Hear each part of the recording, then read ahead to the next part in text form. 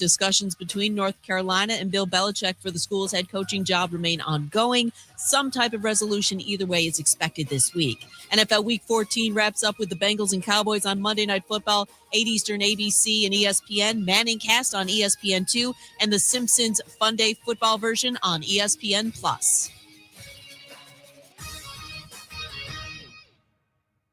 Eagle Masonry and Installation. It's right there in the name. Eagle is your one-stop shop for block, stone, or brickwork, monument signs, and outdoor kitchens and fireplaces. Eagle also offers the finest craftsmanship and insulation, including fiberglass or spray foam insulation, and of course, insulation removal. Philip Love and his team have years of experience, bringing the region the best in masonry and insulation services. For more information and a quote, visit insulatewitheagle.com or call 256-755-1556. Eagle saves you time. Eagle saves you money.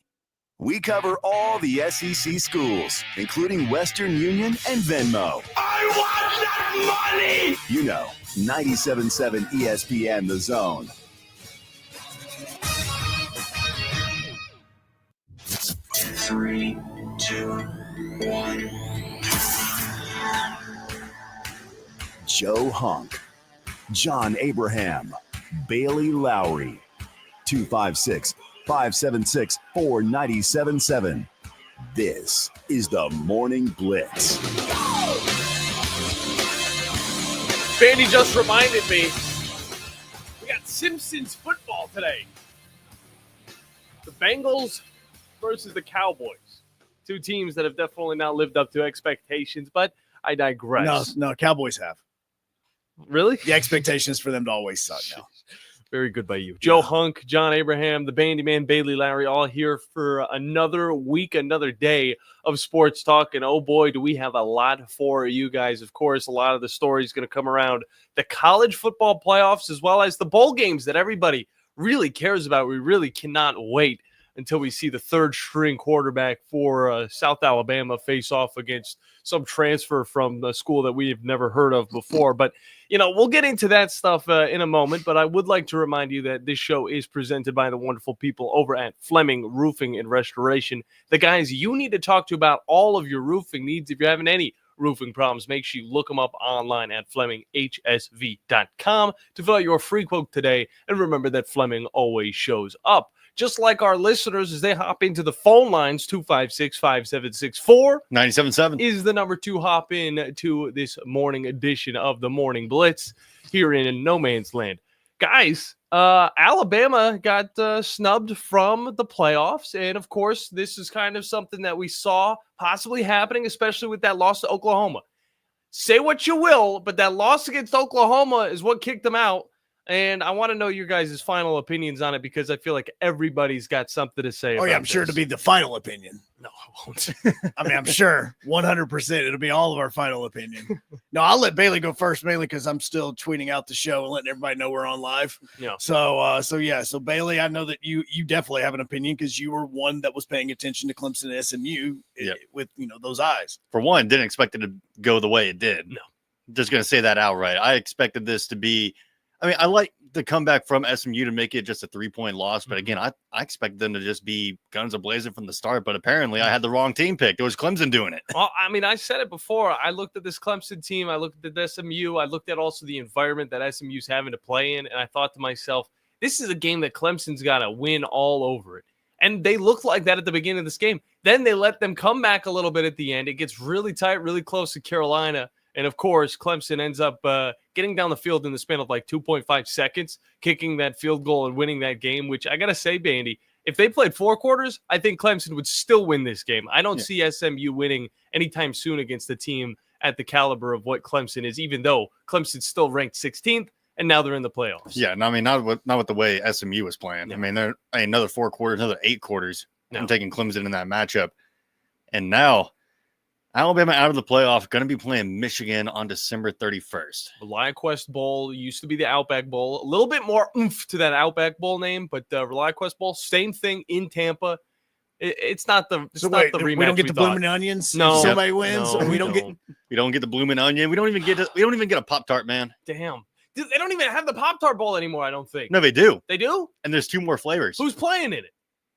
Don't know yet. That's well, we should. We know it's out because I mean they've already announced it's going to be 3 flavors instead of 1 at it. No, I'm over here researching. Like, what could ReliaQuest actually do that would be as a great of a promotion as the free bloomin' onion or the free like coconut shrimp, which I hate coconut. There it is. Miami versus Iowa State. Miami, congratulations. Talk about one of the teams. Wait. Miami goes from potentially playing in the college football playoff to playing in the Pop-Tart Bowl. Pop-Tart Bowl's a big deal, Joe. Oh, God. It's a big deal. I would totally opt out, too. I would so opt out of that. I'm telling you, I'm much rather play in the Pop-Tart Bowl than the ReliaQuest Bowl. Exactly. I'm telling you. Pop-Tart, I get a Pop-Tart at the end. Yeah. Well, you get nothing. If your team wins the ReliaQuest Bowl, you'll get free monitoring of your SIEM and EDR health in real time. Well, your future That's is just set. what their website says. I just made that up. Jeez. Don't think that if your team wins, they're actually going to get that. I'm just trying to come up with something random that would be as cool as what it was. I'd rather get the giant lame. Pop-Tart. Yeah. I'm going to be honest with you. But it's tough, though. As much as I would love for Alabama to be in the playoff this year, I would love for them to. It was that loss. They needed to beat Oklahoma. Yeah. And that's not – there's no excuse to that game. The way that you do lose, I believe 20, 23 points, it was just it was an ugly game from Alabama, and it showed that even if this team went to the playoffs and they faced off against the best of the best, yes, they have a chance to win because they beat a Georgia team that's beaten Texas twice and, of course, has won the SEC championship. But the same goes for an Ole Miss team that you see early in the season, of course, lose to Kentucky, lose to LSU, but still has the wins to show that this is a playoff caliber team. They also beat Georgia by the biggest margin. So this really shows you why, both Alabama, Ole Miss have lost is because, they take into account the strength of schedule, but it's not as big of a deal as we expected. Well, and I think that they can't make it as big of a deal as what it is because where does Alabama's strength of schedule mostly come from? It comes from in conference. Exactly. You can't use the ACC and what SMU did against them because the other teams in your conference sucked. And I'm just saying, look, I go back to the thing of what can you control, what can you not control. You can control your non-conference schedule. Mm-hmm. You can't control your conference schedule. So am I going to use a conference schedule against a team that they had no control over? Yeah. Like, I can't help that when the ACC put out their schedule, they did this in a way that SMU were playing teams that was different than, not the quote unquote good team until you got to the ACC championship. Right. Like, you can't hold that against them.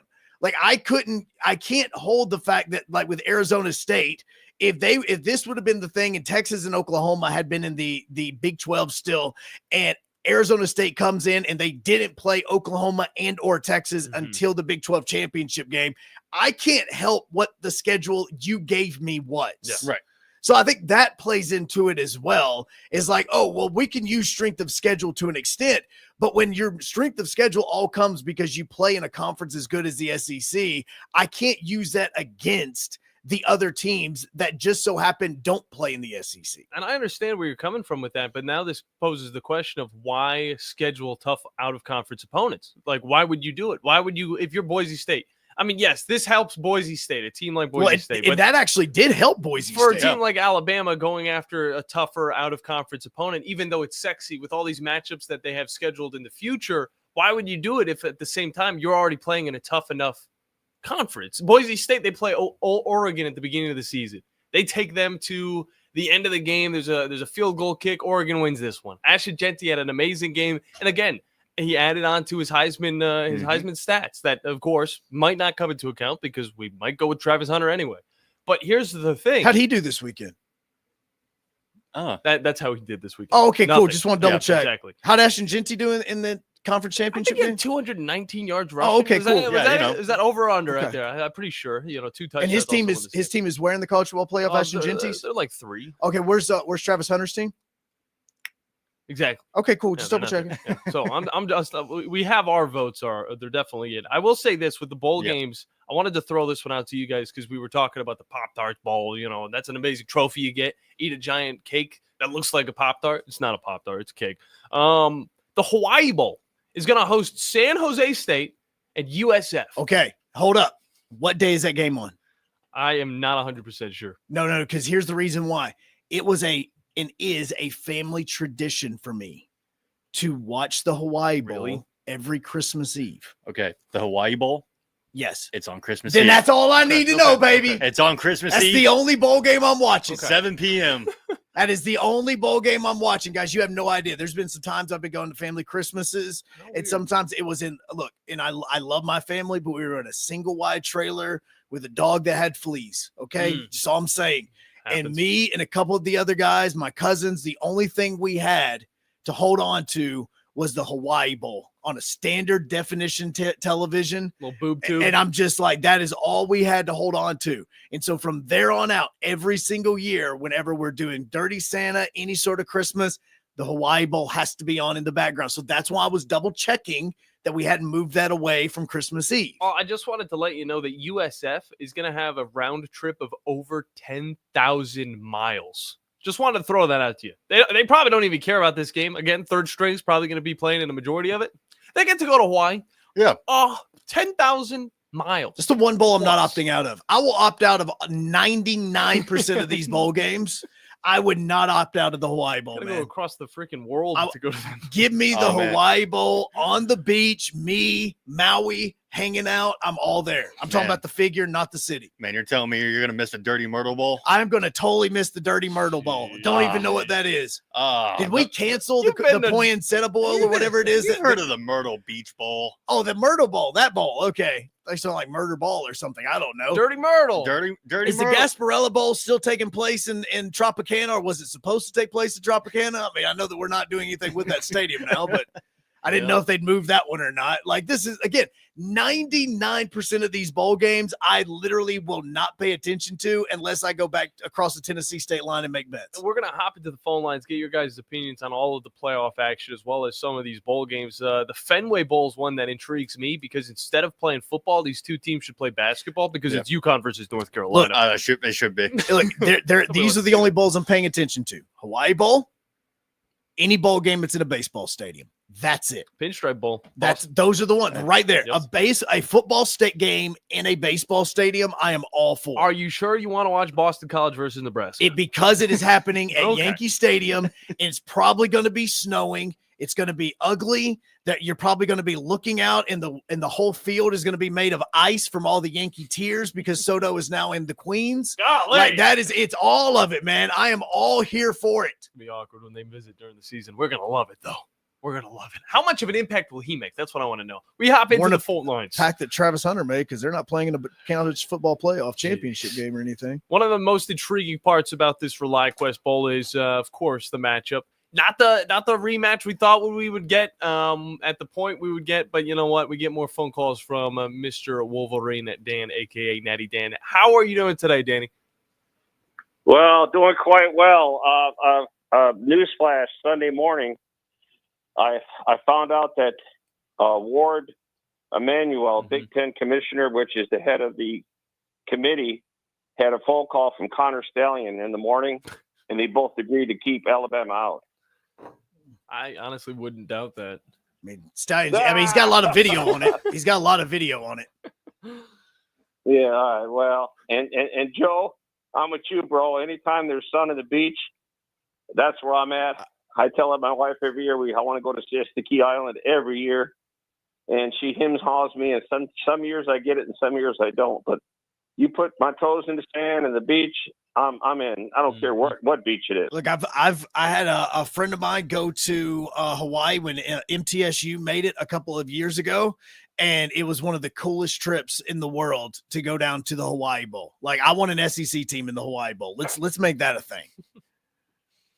Well, okay, so we know the matchup, but I'm going to hear that. I've already heard this already. Okay, that Bama doesn't want to be there. They're going to just the players are going to lead the team, and they don't want to be there. And then if we win the game, it's because Bama is not in the playoffs.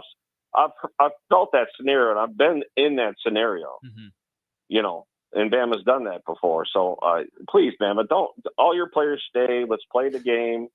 And whoever wins. And, if for some reason Bama's favored by high double digits, like 19-20, almost a lock to win because they've lost two in a row. Maybe they'll be the third one with 20-point favorite.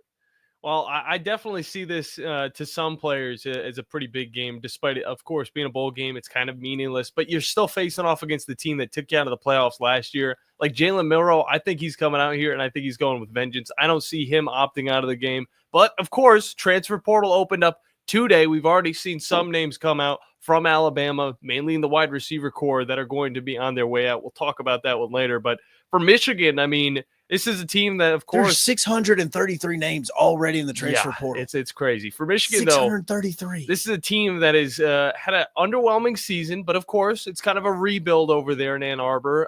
So I see them going at this one and getting a shot at a team that could have been in the playoffs and trying their best to win this one. Have you heard anything otherwise? No, well, yeah, I think we're going to be fine. I think this team wants to play this game. Okay. We want to be in Florida. And, a couple other things real quickly. Herb Street's son is coming to Michigan. Yep. 3-star quarterback. How about that, huh? That's a double dagger in the Buckeye Nation. What's funny is I saw everybody on Instagram saying, "Go ahead and say it, Kirk. Say go Big Blue. Say it. Oh, go ahead and say it." Look, I'm in his boat, man. I've always said, if I, as an Auburn fan, if my son ever went to Alabama, I would cheer him on, not wearing the colors. Just like Tom. Not wearing the colors, man. I'm not. Okay. My son yesterday. Go ahead. No. With that said, I was going to do my pro thing, and then one more thing that I'll get real quick. The pro thing.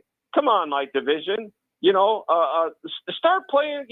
Start losing some games. Come on, Minnesota. They got to play Seattle. That might be a loss. Come on, the Bears. Bears play Minnesota.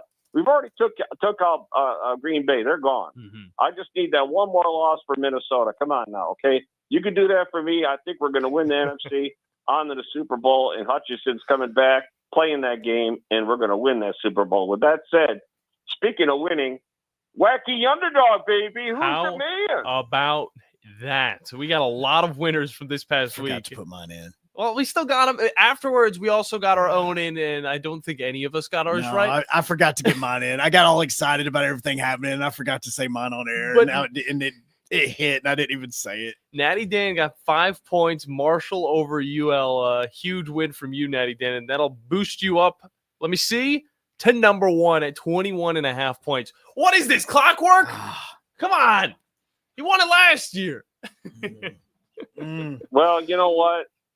When you're listen, you got to give me props because it's been really rough with the Lions, and now the Lions are doing well. We finally got a decent owner, which is the daughter.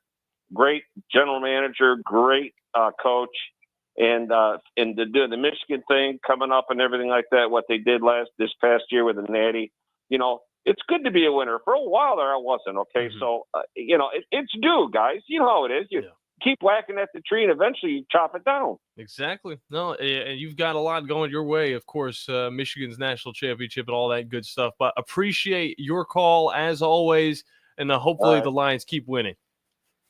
All right, see you, bro. Good stuff, Natty Dan. Now we got to hop into a break. What was your pick, by the way? You said the Bears. Yes, I went with the Bears. And it totally missed. It did, because you know what was happening is you're texting me, and I forgot what I was doing, but I was just trying to casually do it as I'm doing something with my son, and I just picked the Bears because I said, hey, their head coach just got fired. San Francisco's got a lot of injuries. I'll just go with that. Yeah, you thought. No. Why not? God, how do I always forget to say my picks on the air? It's all right. I picked Carolina after the fact, and honestly, I almost got that one. Terrible heartbreaker. Leggett got to make that catch. That's all I got to say. Hey, it's fine. I mean, I think we all forgot to make our picks on the air because I had Penn State over Oregon. Almost worked out. Almost. Well, it was kind of like that Clemson SMU game. Not we'll be really. talking about here in a moment as we break down a lot of the matchups that we'll be seeing in the next few weeks. When we get back, again, 256-576-4977. The number to get in here on the Morning Blitz on 97.7 ESPN The Zone and ESPN Winchester. The state's largest orthopedic group is growing to meet the needs of the patients in our community. The Orthopedic Center has long been the most trusted name in orthopedics in North Alabama. So as our area continues on the fast track, so does the need for premier orthopedic care anywhere and anytime you need it. TOC is proud to announce the opening of our new locations in Albertville and Hampton Cove, along with the grand opening of our newest office in Decatur. These clinics will offer the same high-quality orthopedic care you have come to associate with TOC, with the convenience of being closer to home. As a patient, your time is your most precious asset, and we recognize that at TOC. That's why we are also proud to announce the opening of our urgent ortho clinics to handle those bumps and bruises that need prompt attention. These clinics are available to care for acute orthopedic injuries with no appointment necessary. With 38 physicians, 20 centers of excellence, and now more than a dozen locations to serve you, TOC will continue to be the name you turn to for the best orthopedic care at the right time. Visit our website at visittoc.com for more information.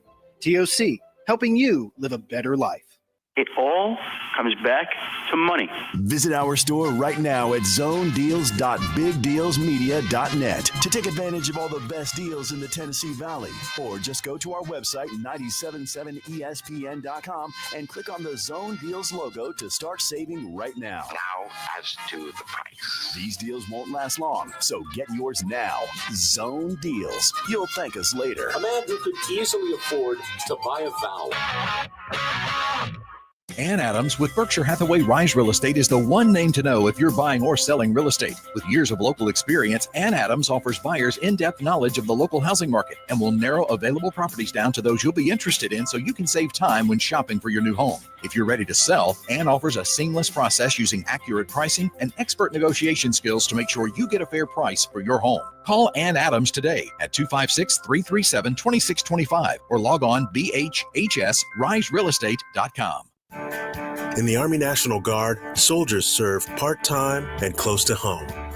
My community means everything to me. It helps shape me into who I am today and is where I choose to raise my own family. That's why I joined the Army National Guard. I'm proud of where I'm from, and as a soldier, I get to give back to the people that helped me succeed. The education benefits I got from serving helped me get my degree and jumpstart my career. The training and leadership skills I've gained from the Army National Guard help me every day when I teach young people, help my neighbors, and look out for my community. I know that when my neighbors need us the most, my fellow soldiers and I will be ready. My family loves it here, and my part-time service means we get to stay here. Serve part-time in the community you live in as a proud member of the Army National Guard. Talk to your local recruiter or visit nationalguard.com. Sponsored by the Alabama Army National Guard, aired by the Alabama Broadcasters Association and this station. It all comes back to money. Visit our store right now at zonedeals.bigdealsmedia.net to take advantage of all the best deals in the Tennessee Valley. Or just go to our website, 977espn.com, and click on the Zone Deals logo to start saving right now. Now, as to the price. These deals won't last long, so get yours now. Zone Deals. You'll thank us later. A man who could easily afford to buy a vowel. From the Fox 54 Weather Center, I'm meteorologist Emily Owen. Expect rain to continue for this Monday off and on. We'll see high temperatures warming through the mid-60s for the afternoon. A few thunderstorms could be possible, but I'm expecting much of this to be mostly rainfall. Gusty winds as high as 20 miles per hour could also be a possibility. Rain sticks around into the forecast for much of our Monday night as well. Low temperatures expected to fall into the upper 50s for the overnight. I'm Fox 54 meteorologist Emily Owen on your home for ESPN Radio 97.7 ESPN, The Zone.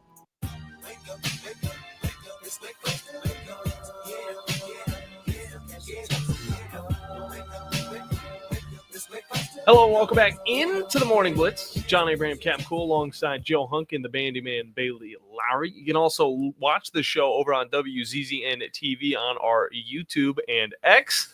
Go and check that out over at 97.7 ESPN on what once was Twitter. And we also have a Facebook page, which if you go and check that out, you'll see that we have a Christmas party coming up. Oh, yeah, boys. We get the party on, and this is the first time Joe will be a part of it. Yes, it was. Now, I actually did some recon yesterday. Have to. Kind of my son had a birthday party. He was invited to a birthday party at Flow yesterday. It was my very first time ever going to Flow. And so I learned a lot about it. I kept my socks just because I found out that's a really smart thing to do. And so, yeah, no, there's a ton of things to do there.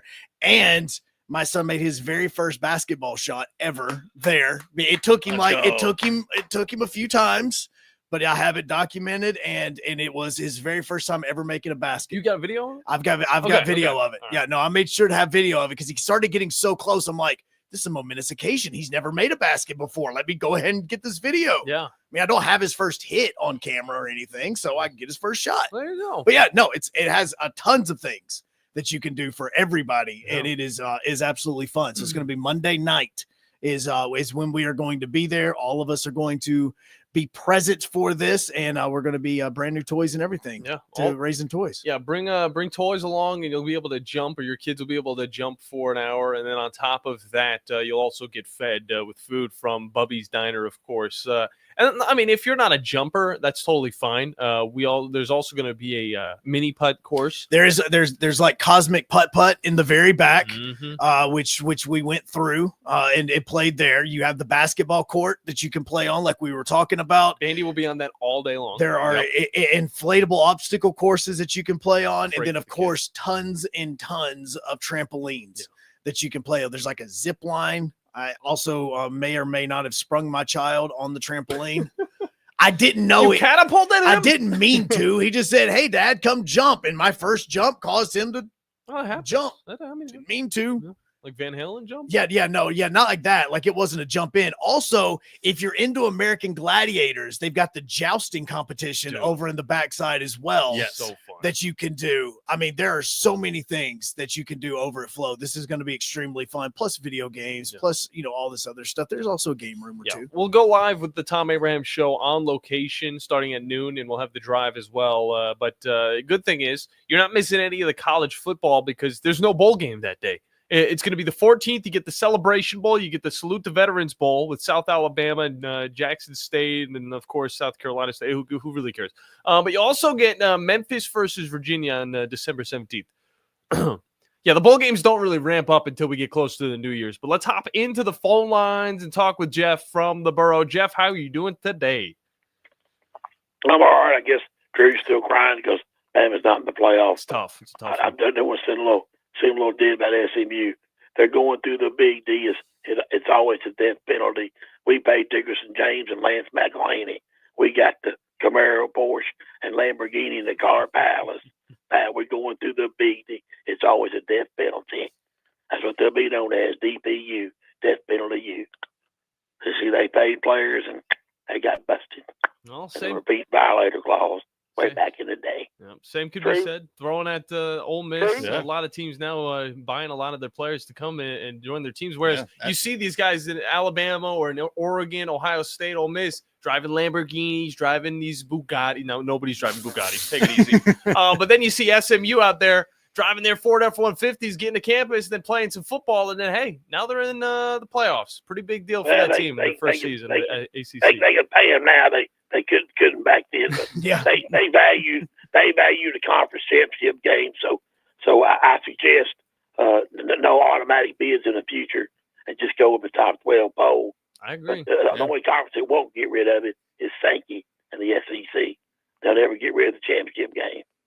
And also, I'm sure you also heard about what Kirby Smart did to Sankey, True, about the scheduling. Which part? About the scheduling, about the SEC scheduling, and after they won the championship, he got to give a little barb to Sankey up on his trophy. I'm getting into the trophy presentation there. And Sankey heard it, of course.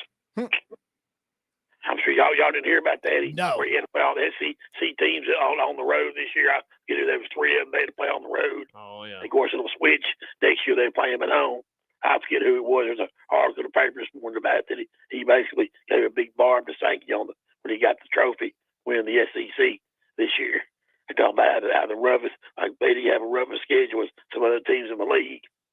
And he was slamming Sankey for it, that Sankey had something to do with it. I'm sure he did. Don't tell me he don't. So, because I know in a few weeks here we've got the 2025 schedule. I wouldn't be surprised if by the end of the year the 2028 SEC schedule be released by the SEC network is, because they're all football all the time. They don't care about the other sports, and I worry about basketball and everything else. But as much as we know. But I know you guys don't like the fact Bama is not in, but I'm sorry, that's the way it is. What Tennessee going to Ohio State, y'all going to be able to freeze your butts off? You think y'all can hang with Ohio State? I'd love to go there. Hey, I think they'll be all right. I mean, they keep the ball on the ground, just hand it off to Dylan Sampson every play. I think they'll be all right. Okay, well, I saw where you hate the fact Boise State got a bye. No, look, I'll tell you why I hate that Boise State got a bye. I hate that they got a bye because I wanted to see somebody play them on the blue turf. I did. Yes. That's what I wanted to see. Yeah, well, they're playing on blue turf. They'd be anybody in the country, so all they got to do is schedule them, but they don't want to. So they got the best running back in the country, though. I'll say that. Well, there's a difference between you wanting to schedule them and teams being willing to schedule you. That's a two-way I'm just street. saying they have the best running back in the country because I'll take him over Dylan Sampson Delilah any day of the week when he plays Chattanooga, Kent State, UTEP. Play some real teams and we'll see. You play some real, don't play high school and 2 junior colleges. So when you do that, when you play some real teams, you let me know. There's a majority of Boise State schedule. Isn't majority of Boise State schedule made up of? That's the whole reason they played Chattanooga and Kent State, didn't they? You're not wrong. No, they just played teams that were similar. They played San Jose State. They played Nevada. They played San Diego State. They're Division One. Okay, what about Portland State? What was Portland State? Chat's they're CS Division 2. That's fine. Okay, so there we go. So there's your UT Chat. Okay. So there's your easy game right there. Rest of them were hard. So, but he's the White best was running back. difficult. You know it now. I know it. And Samson ain't the best in the SEC. He thinks he is, but he ain't. I can tell you that right now. Who would you say? Thinks he is, but ATN, he's got a championship. Samson don't have one. We'll see you. Y'all have a good day. All right, appreciate that. Wyoming was a tough one.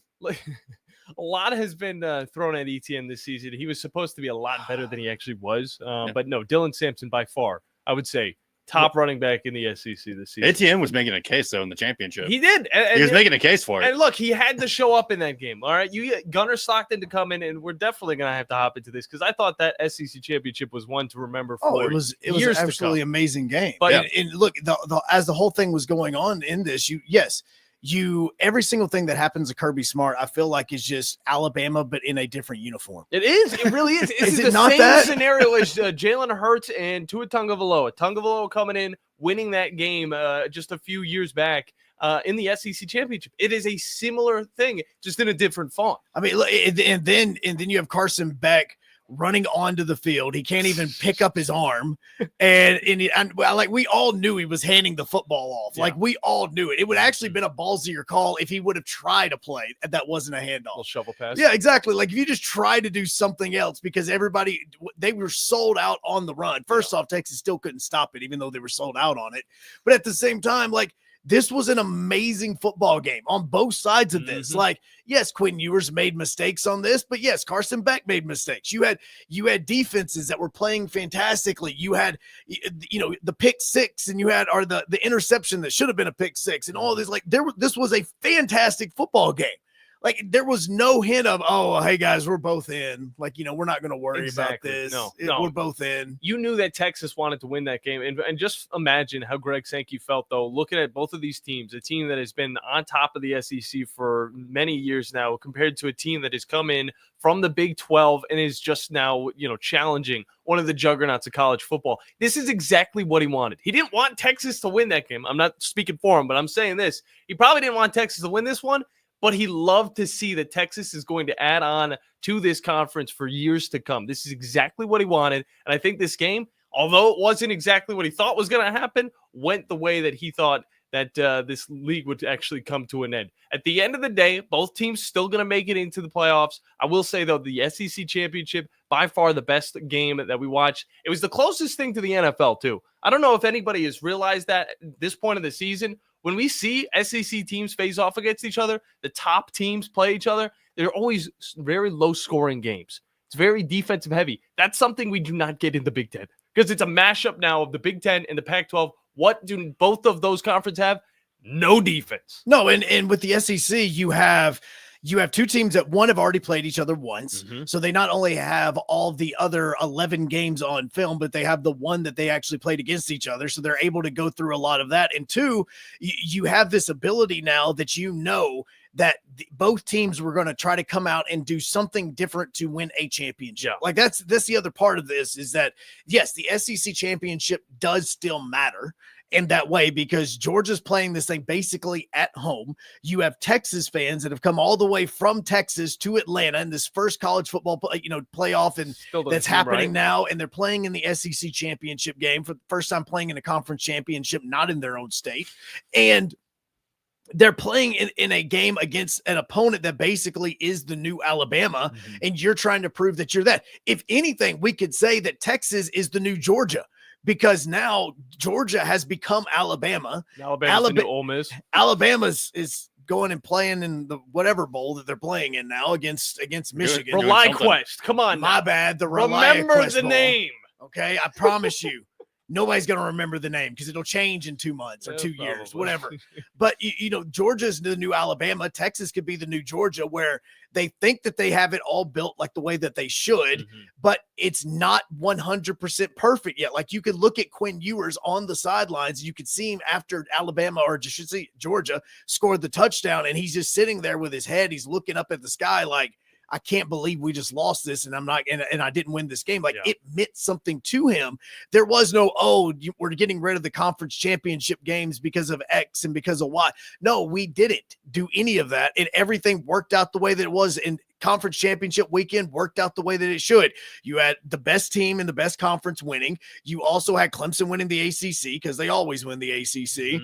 You had the number one team in the country winning their conference championship game. And then when you look at the other tiers, the Army game was absolutely beautiful to watch. Yeah. Like I know that people don't like having conference championship games on the campus, but it was special because it was on the campus. Like, let's be honest, 90% of Americans cannot even tell you what Army's football stadium looks like because the only time they pay attention to Army is when they're playing Navy or the other time they were on national television and they were playing Notre Dame in Yankee Stadium. Like most people don't even know what their stadium looks like. You're not wrong. And it was cool to see it. Even under construction, it was cool to see that game take place there and to see what happened. And it was a blast to watch. I enjoyed every second of it. Yeah, I have to admit, I was definitely wrong about that. Army just was able to completely manhandle Tulane. And honestly, I thought out of all of the group of 5 teams, Tulane would be that team to make it to the playoffs. Outside of maybe Boise State, but that just was not the case. Army able to finish off the season. Look, I could even argue that Army deserves to be in the college football playoff. I mean, you can argue that they did. Like, yes, they got beat by Notre Dame in a neutral site game, and that was their only loss of the season. Very similar to what we've talked about with Boise State, with SMU, and all this. You cannot use Army's strength of schedule against them when they're playing their own conference. Yeah. Like, that's where we will always argue, well, look at Alabama's strength of schedule. Look at Georgia's strength of schedule. Yes, Georgia played Tennessee. Alabama played Tennessee. Alabama played Georgia. Like you have, and Georgia played Alabama. Like you are playing the best teams in the country. Of course, your strength of schedule is going to be bigger. I can't help that nobody else in the ACC was any good. I can't help that the American Conference doesn't have more teams ranked. Like, I can't help that. All I can help is the fact that when the game is over and I look up at the scoreboard, my team has more wins than their team. Exactly. That's all I can handle. Yeah. And it helped out at the end with even Clemson. I mean, this ACC, the conference has totally changed, I would say, in the last few years. You look at some of the teams that have been competitive this season. You look at them last season. They're not doing the things they did this year. I mean, you look at Georgia Tech, you look at Syracuse, what they were able to achieve this year is huge for those universities. And now moving forward, if they can keep that pace going, then the ACC can find themselves having more bids just because this conference could be a little bit more competitive. That's why there were so many different choices for the Big 12. Not every team could be up at the top, especially not with the playoffs, because we only see one team make it into the form of Arizona State. But still, who would have thought Arizona State would be the team making it to the playoffs? Again, watching the Big 12 championship, it was a blowout, but at the exact same time, it was so much fun. Dude, Scadaboo, the one thing I'll say about him, he's got to pull those pants down to his knees a little bit, because I will say this, they look like track shorts. No, that's what he wanted them for, because he didn't need the pads. You need to have the pads over the knees. Apparently you don't when you're going to rush for 200 yards in an ace or a Big 12 championship game. You run faster, but I will say the refs, I mean, what they were making me pull down my jersey back in high school. I mean, come on. You gotta be able to tell these kids to wear their uniforms correctly. I know I don't want to be the stickler to that, but that is going to lead to a lot of shattered kneecaps. And whenever I say that, it definitely does not sound fun. Did you not see that man before the game? No, he doesn't care. He's got knee pads inside of his knees. And that's what I enjoy about this, because yes, we do have your Georgias and your Texas are in, your Ohio States are in, but you also do have your Arizona States and your SMUs and your Boise States. Like, guys, let's Indiana. look, let's not act like part of the reason we are even in this situation with a 12-team playoff is not because of Boise State. Like, let's be honest. Like, yes, they went through their lean years a couple of years ago where, they really weren't winning that much.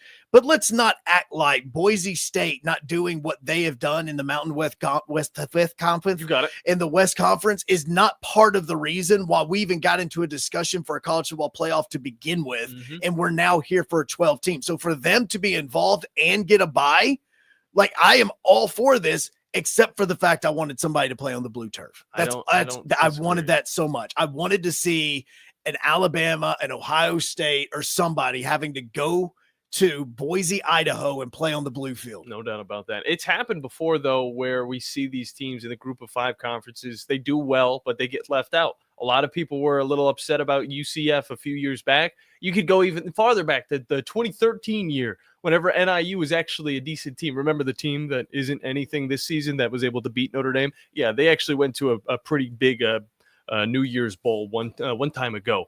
But this is the reason why the playoffs have expanded. This is the reason why we have all these teams in, and now we have Boise State and SMU, which we would never have thought. Bandy, who do we got on the phone lines? We got Brandon on the phone lines. What's going on, Brandon? Well, took a look at what I thought about the way they seeded this playoff.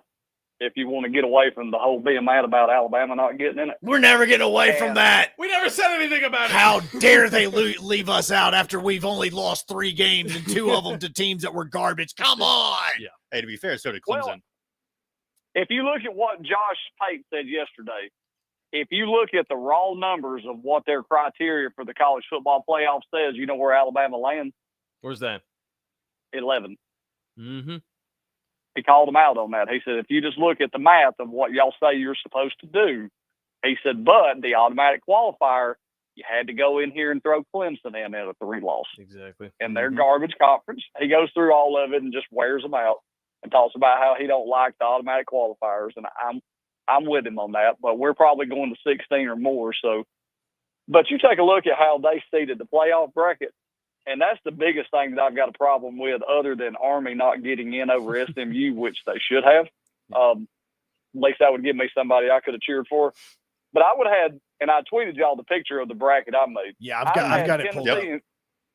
Yeah, that's how I would have done this. I would have swapped Georgia to the Oregon, Indiana, Penn State to the other side of the bracket, but catch the matchup the same.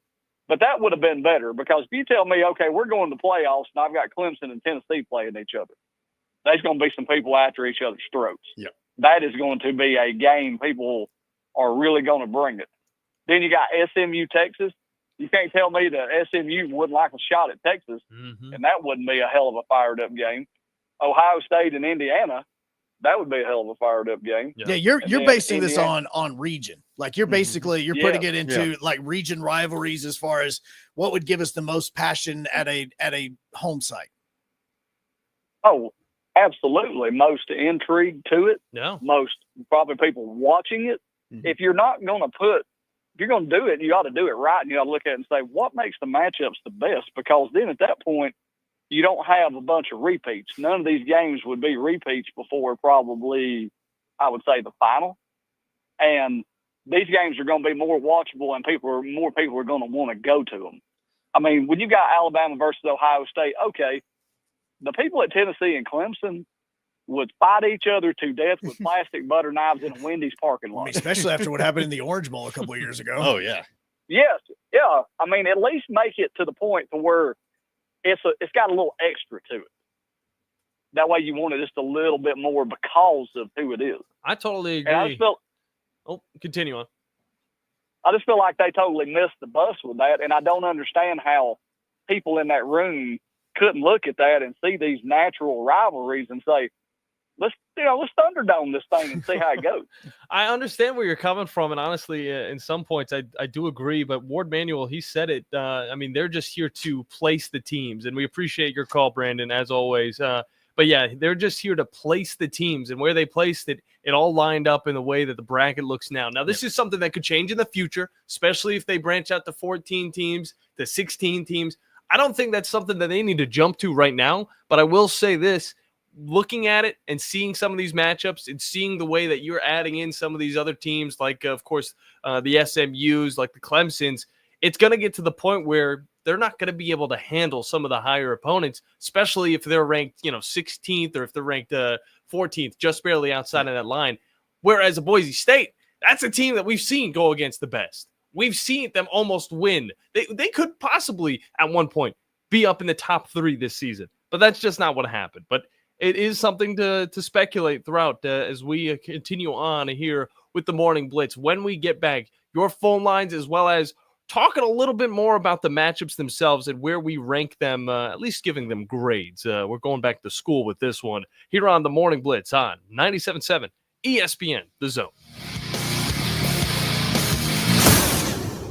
This is Brent Musburger's VSiN Action Update on 97.7 ESPN The Zone. Brought to you by GBank. Earn cashback rewards on every eligible gaming transaction. VSiN.com/GBank. Subject to credit approval. Terms and conditions apply. Sam Darnold scorches the Atlanta Falcons secondary for 5 touchdowns as Minnesota beats Atlanta 42-21 yesterday at US Bank Stadium in Minneapolis.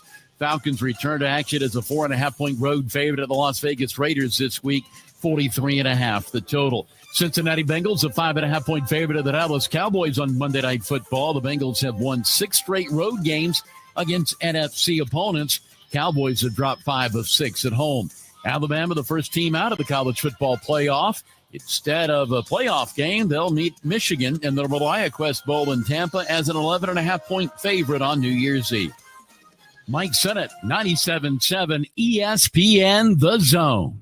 You've got to experience Toyotathon at Bill Penny Toyota. They've got the selection with over 700 new Toyotas to choose from. And they've got the extras with Bill Penny perks and a 10-year unlimited warranty. So get on over to Bill Penny Toyota today and experience Toyotathon. Bill Penny Toyota in Huntsville and online at BillPennyToyota.com. Bill Penny's Toyota 10-year unlimited warranty is valid through the 10th year of ownership. Valid on new vehicles only. See dealer for details. You don't have to go somewhere else just so you can go somewhere new.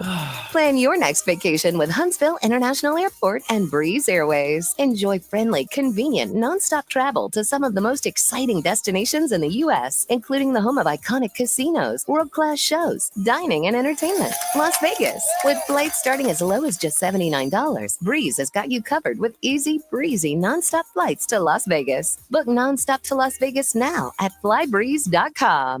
Are you tired of chasing a roofing contractor to show up on time or even show up at all? I'm Sam Fleming with Fleming Roofing and Restoration. Our motto at Fleming Roofing is we show up. Our goal at Fleming Roofing is to provide the reliable customer service that you deserve. And we have the resources to meet all of your roofing needs: residential, commercial, industrial, replacement, or repairs. We are manufacturer certified for roof coatings, single ply membranes, and asphalt shingles. Whenever you need a roofing professional you can count on, call Fleming Roofing and Restoration. We are committed to finding the solution that meets your needs. We don't have quotas or heavy-handed sales tactics. Fleming Roofing, we have expert experience. We show up. Free estimates, residential, commercial, industrial, replacement, or repairs. Check us out at FlemingHSV.com. FlemingHSV.com. When you need a quick response, it's Fleming Roofing and Restoration. We show up. No representation is made that the quality of the legal services to be performed is greater than the quality of legal services performed by other lawyers. This is Wes Neighbors sitting here with Stan McDonald. Stan, tell everybody why you're the best damn dirt lawyer in North Alabama. Yes, Wes, at Jacob Title and the Stanton Law Firm. You know I'm a dirt lawyer, and a lot of our friends know that, which means we specialize in real estate. Now, if you own real estate or you're buying it or you're selling it, you need to do a closing, but a lot of times there's legal issues associated with that. We're a great group to talk to. My son, Lewis McDonald, heads our commercial closing division, and we approach your real estate needs very seriously. We seek to be the premier real estate closing company in North Alabama. And we do it in such a way it shows that we're experienced, we're for your success. We like to handle your real estate needs the same way Coach Dan Reeves used to say, never let them see you sweat. And that's going to be to your benefit, too, when you visit us at Jacob Title and the Stanton Law Firm. Our website online is jacobtitle.com. Next time you're online looking for landscaping inspiration, open Instagram and check out Southern Gent Landscaping. They can help make your yard your dream outdoor oasis. Southern Gent Landscaping can handle it all, from landscape maintenance and installation to irrigation and hardscapes, even AstroTurf. Turn your yard into a landscape you'll be proud to show off. Call Southern Gent Landscaping at 256-509-6088. 509-6088. Southern Gent Landscaping. Professional landscaping performed with satisfaction guaranteed. Want to save some money? I can take money and I can make it into more money. Just check out our zone deals online at 977ESPN.com. We are 977 ESPN The Zone.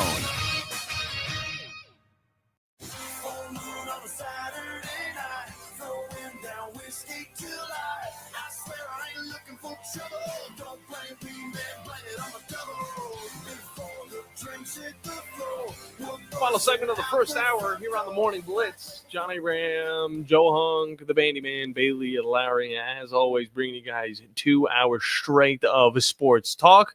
A lot of the stories have been focused around, of course, the college football playoffs. There's a few stories within it that we'll love to get into. And one of those is going to consist of that Penn State slate of games that they might have to face off against. Because as we were saying in the last segment, Brandon called in, talked about the matchups that we would love to see. But at the same time, the committee just kind of laid it out the way that they were ranked, as well as, of course, conference championships and all of that great stuff. But when you look at what Penn State is set up for, it looks like a lot of success in the future. Well, and I think that this is where you were talking earlier about how things may change in the future when they're making adjustments to this. I think one thing that does need to change is I think that there needs to be reseeding in the quarterfinals, very similar to what you have in the NFL, because if you look at an Oregon, for instance, let's just say, for instance, that Indiana does beat Notre Dame and you have Ohio State beating, Tennessee. Well, then you've got Oregon versus Ohio State that's going to happen in the Rose Bowl, which I'm sure Rose Bowl fans would love that. It's going to be oh my God, wonderful. The sunset's so beautiful. Who cares? This is the game we've been waiting for. Exactly. So, like, say Indiana and Clemson or and SMU all lose. I think that you should automatically get the worst seeded team if you're like the number one team in the country. I think that should be part of it. I think that Clemson, say, for instance, they beat Texas. They shouldn't go on to play Arizona State, which you would assume would be an easier matchup for them than what would be Oregon, just assuming. And then next thing you know, they're in the semifinals, whereas if Clemson beats Texas, they should have to go play Oregon. Like, if you're the 12 seed, man, you should go ahead and you should get the highest seeded team. If you're the worst seed, you should get reseeded for the worst matchup. Like, that should be part of the deal. That's the way that the NFL works, and it makes a lot of sense when you're doing it. I think that should be something that eventually takes place, where you do get the reseeding, because I think that's it. And I also still do believe that you should have these things on campus, but I've already beat that thing down dead horse. You definitely but again, like, because if you are let's just say Tennessee fan, we're on ESPN Winchester. If you're a Tennessee fan, you got to travel to Columbus, Ohio, to LA, then either to Dallas and or Miami before even going to Atlanta. There's no person on earth that doesn't make 9 figures that's going to be able to pay for that. There's just not. Like, and that's where part of the issue is. And out of all of these, I want to go see Tennessee and Ohio State in Columbus, Ohio, and I wanted to go to the national championship. Those would be the two. Let the middle two things happen. And I think that's what they're trying to do, is they're trying to obviously keep the bowl games involved, try to bring up attendance at the bowls games, because those have always suffered when they're not a part of the college football playoff. And then what they're also trying to do is make sure that those things still make money. But let's look at it from another way. Look, tell Fiesta and tell the Fiesta Bowl and whoever their sponsor is, whether it's the Tortillos or if it's PlayStation or whatever it's been over the past. All right, cool. You still sponsor a game. We're just not having it at your bowl site, because it works for Dr. Pepper. It does. I mean, every single one of us knows about the little shuffle pass, the little chest passes. which, by the way, one of the guys that won that was brilliant. He was throwing with one hand, already had the other football in the other, and it's just boom, boom, boom. It's like a conveyor belt. Rapid fire. It was. He did a very good job. But that's some of the one thing I do think does need to be changed if we do keep these at bowl sites or whatever, is there needs to be reseeding every single round so that the best team gets the worst team. I wouldn't be totally against that, honestly. I mean, it would definitely make for an intriguing thing. For Notre Dame and Indiana, it doesn't really change too much, but at the same time, I mean, you could see SMU instead, go up and face off against the Georgia team. And look, even if all the highest seeds win, then Ohio State would then actually be going to the worst site, and then you should have the number 5 or the number 7 seed. Then it would work out that way. That does make sense if it's all the higher seeds. Yeah. But if you have a 12 seed win, an 11 seed, a 10 seed, the reseeding should matter more. Let's hop back into the phone lines to finish out this hour. Bandy, who do we got? We got Robert on the line. What's going on, Robert? Hey, y'all. If you got time, I've got 2 things. One thing about this out-of-conference scheduling, which is total BS. Alabama and Saban have always had the playbook for 20 years. Play a name team you can beat. You get the cred, you get the early ranking, then you play the high school teams. Then you get through the SEC schedule, not losing more than 1 or 2. Yep.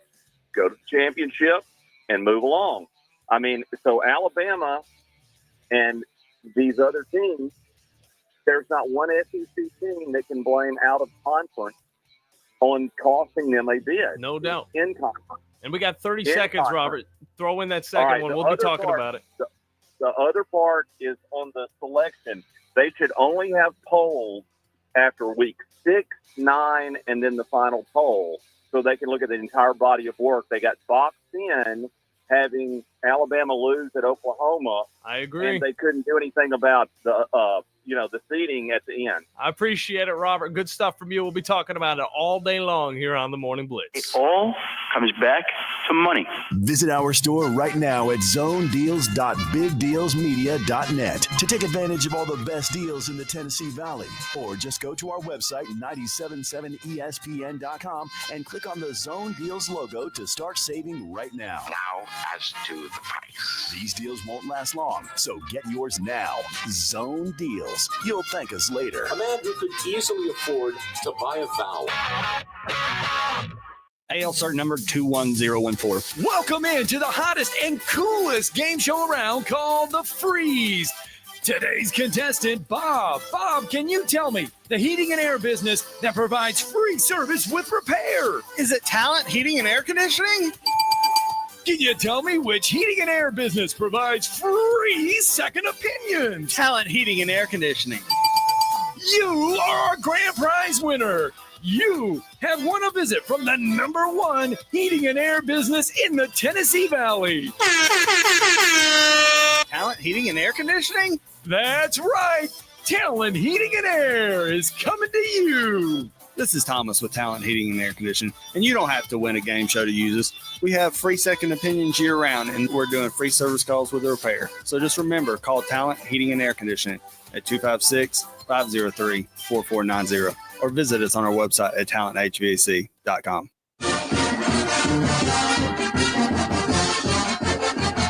From the University of Alabama, this is Crimson Tide Today. It's daily update on Bama sports and is brought to you by CB&S Bank. Bank anywhere, at any time, with CB&S Bank's digital solutions. Managing your finances has never been so easy. Hello again, everybody. I'm Roger Hoover. The 11th-ranked Alabama Crimson Tide football team will face off against the Michigan Wolverines in the ReliQuest Bowl at Raymond James Stadium in Tampa, officials have announced. The contest will kick off on Tuesday, December 31st at 11 a.m. Central, noon Eastern Time, and will be televised on ESPN. Our radio coverage across the network will begin at 8 a.m. Central for Alabama's appearance in the ReliQuest Bowl. It marks the second consecutive year and the third time since 2019 that the Crimson Tide and Wolverines will meet in a bowl matchup. The last time the two teams squared off came in last season's college football playoff semifinal at the Rose Bowl, with Michigan winning in overtime by the final score of 27-20. I'll have more in a moment. CB&S Bank has a long history of stability and a legacy of serving our community's needs for generations. You could say we know a thing or two about tradition. We've been family, community, and financially strong since we began in 1906. Being a team player is part of our culture. That's why at CB&S Bank, we're proud to sponsor the University of Alabama Athletics and prouder to take the field or court with you. Visit cbsbank.com today. Member FDIC and equal housing lender. Join us tonight for Hey Coach and the Nate Oates Show, presented by Alpha Insurance, live at 6 p.m. Central at Baumhauer's Victory Grill in Tuscaloosa. Hey Coach is available to listen to across our full radio network, plus the Varsity Network app, as well as a video stream on all CTSN social media platforms, and you can also catch it on demand on the Alabama Insider podcast. Crimson Tide Today is brought to you by CB&S Bank. Crimson Tide Today is a production of the Crimson Tide Sports Network from Learfield. Big Zone Deals, Big Zone Deals, get your Big Zone Deals. I may not be a great singer, but I am great at finding a deal. I just came across the Motherlode. Just log on zonedeals.bigdealsmedia.net and you can stuff those stockings with $50 gift certificates for half price at great restaurants like Sea Salt Urban Oyster Bar, Full Moon Barbecue, Bubby's Diner, Corralejos Mexican Grill, Bad Daddy's Burger Bar, Carrabba's Italian Grill, Lawler's Barbecue, Bigfoot's Little Donuts, Apple Lane Farms in Decatur, and Metro Diner. And how about half price certificates for the kids at Flow Trampoline Park or the ultimate virtual reality experience at Divergence Huntsville? Got a golfer on your list? Check out half-price deals at Gunner's Landing and Cherokee Ridge. Black Friday deals don't hold a candle to Big Zone deals, but these are limited. And when they're gone, they're gone. Shop now and save. Go to zonedeals.bigdealsmedia.net. Fill those stockings without emptying your wallet. zonedeals.bigdealsmedia.net. This is Brent Musburger's VSiN Action Update on 97.7 ESPN The Zone. Brought to you by GBank. Earn cashback rewards on every eligible gaming transaction. VSiN.com/GBank. Subject to credit approval. Terms and conditions apply. Sam Darnold scorches the Atlanta Falcons secondary for 5 touchdowns as Minnesota beats Atlanta 42-21 yesterday at US Bank Stadium in Minneapolis. Falcons return to action as a 4.5-point road favorite at the Las Vegas Raiders this week, 43.5 the total. Cincinnati Bengals a 5.5-point favorite of the Dallas Cowboys on Monday Night Football. The Bengals have won 6 straight road games against NFC opponents. Cowboys have dropped 5 of 6 at home. Alabama, the first team out of the college football playoff. Instead of a playoff game, they'll meet Michigan in the ReliaQuest Bowl in Tampa as an 11.5-point favorite on New Year's Eve. Mike Sennett, 97.7 ESPN The Zone. From the Fox 54 Weather Center, I'm meteorologist Emily Owen. Expect rain to continue for this Monday off and on. We'll see high temperatures warm into the mid-60s for the afternoon. A few thunderstorms could be possible, but I'm expecting much of this to be mostly rainfall. Gusty winds as high as 20 miles per hour could also be a possibility. Rain sticks around into the forecast for much of our Monday night as well. Low temperatures expected to fall into the upper 50s for the overnight. I'm Fox 54 meteorologist Emily Owen on your home for ESPN Radio 97.7 ESPN The Zone. Log on today, 977ESPN.com. 3, 2, 1. Joe Hunk, John Abraham, Bailey Lowery, 256-576-4977. This is the Morning Blitz. Second hour, final hour, best hour on 97.7 ESPN The Zone in the Morning Blitz. I am Joe Hunk. He's John Abraham. Yeah. Yes, he is John Abraham, and the bandy man Bailey Lowery, who's taking your phone calls at 256-5764. 97.7. Always brought to you by Fleming Roofing and Restoration. The guys, you need to talk about all of your roofing needs. If you're having any roofing problems, make sure you look them up online at FlemingHSV.com to fill out your free quote today. And remember that Fleming always shows up. Also, I love how I'm looking up on the camera instead of it being right in front of me. It's like I'm talking up to somebody super tall. Well, it's also only getting like a third. You're only filling up like a third of the screen right now as well. Is there's a lot of headroom? Yes, there's a lot of headroom. Like as in you could see the very top of the banner that is right behind you right there as he goes to adjust it. Who's sitting there that tall? Well, who else in this building is that tall? Think about it. Well, they were Bill Penny today. I mean, my heavens, he's like 6'8". So you're telling me There are UAH centers that look up to him. Drew was the last. Is it good now? Yeah, that's better. Okay. Yeah, I that's was better. like, Drew was sitting here whenever they did the Bama recap show, which you can catch on WZZN. Well, you did that so that you could see his head blow off when Alabama wasn't announced. Exactly. You had to wanted see the steam just coming Yeah. from his head as he was just No. not happy with the selection committee on that. But again, we talked about it plenty of times. We don't think it's completely wrong. All right. Well, and again, you can watch on WZZN TV. You can also get your comments in there if you're watching at work, you're listening on the app, whatever it is. That's a way to get in it, just so that you don't get in trouble with the boss. However that is, Exactly. you can do that, and that's also where you're going to be able to watch every show, as well as the Havoc Hour coming up tomorrow after our evening at 6:00. Bandy, you got to join us, dude. Yep. Yeah. Yeah. He's I'm down. okay. He's doing it. All right. All right, doing it. we're gonna have the whole team there. I'm Man. down. We're just all gonna be there. I've got my Havoc jersey. I'm gonna be rocking because I bought that thing the other night.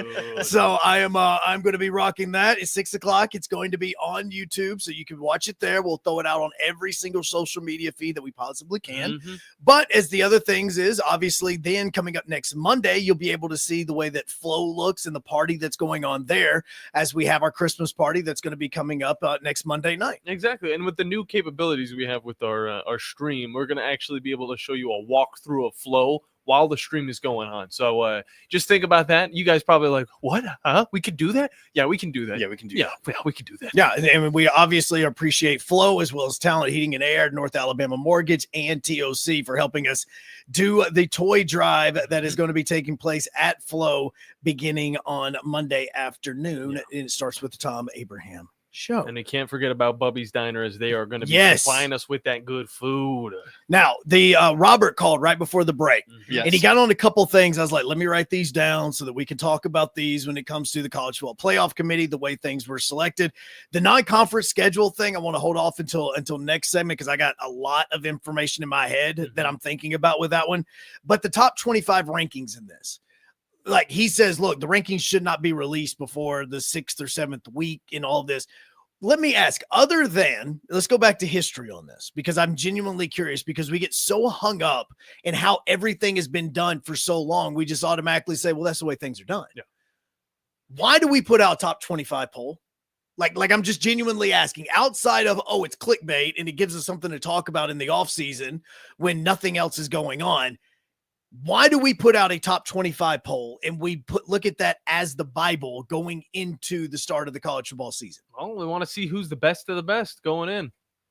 That's basically it. I mean, and that's what I'm genuinely asking. Like, Bailey, why do you think the reason of that is? Like, I'm curious as to why this has become a thing that we automatically assume that the top 25 poll is the Bible when it comes to these teams.